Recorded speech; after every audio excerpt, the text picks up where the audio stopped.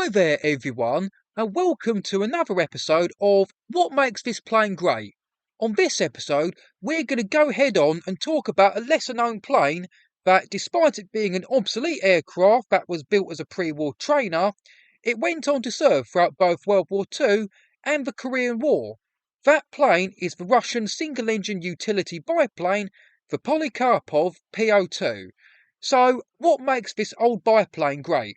Well, a few quick things to say about it is that it was an easy aircraft to build and fly, and it had good short takeoff and landing or STOL capabilities.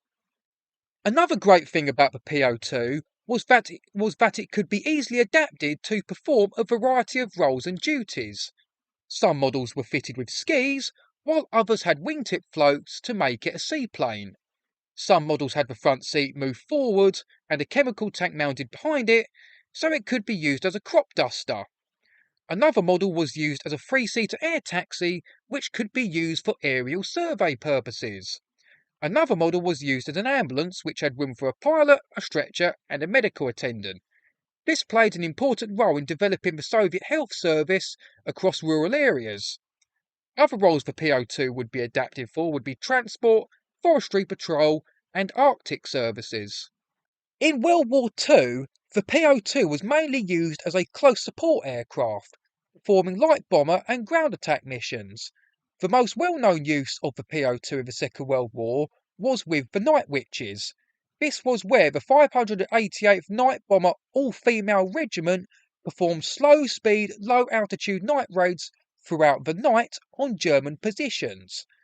These surprise nighttime attacks had a psychological effect on German troops, as they'd have to be on guard all night, depriving them of sleep in the process. The Germans also felt demoralised because they were being bombed by women pilots. The great thing about the Po-2s in these missions was, as they flew a few metres above ground at treetop level, that made them hard to see and engage. And the fact the Po-2 was so slow made it difficult for German fighters to shoot down, as the Po-2's top speed was similar to the stall speed of a Messerschmitt Bf 109 and Focke-Wulf FW190, so they really struggled keeping in weapons range for enough time to shoot the old biplane down. When the Po-2 wasn't performing these attack roles in the Second World War, they also performed well as a basic trainer, as well as doing liaison and medevac duties. It also proved to be a solid reconnaissance platform, and was also used as a general supply aircraft. Another great thing about the Po-2 is that, despite it being even more outdated at this point, it managed to serve throughout the Korean War in pretty similar roles as it did 10 years earlier in World War II. Like the Russians in World War II, the North Korean Air Force performed daring low surprise attack runs throughout the night on Allied positions. While the Germans dubbed these raids Night Witches, the Americans dubbed these raids Bed Check Charlies. Also, like the Germans, the Americans found the Po-2s more difficult to shoot down than they thought. The low-flying planes were hard to track by radar due to its canvas and wood construction, and they were too slow and low for the American jets to safely stay behind and shoot down. One great fact about the Po-2 in Korea was that it became the only biplane to shoot down a jet, which was a slow-flying American F-94 Starfire. Another great fact about the Po-2s in Korea was they were able to inflict some serious damage on United Nations bases. One raid featured a single Po-2 dropping a string of fragmentation bombs on a lineup of F-51 Mustangs.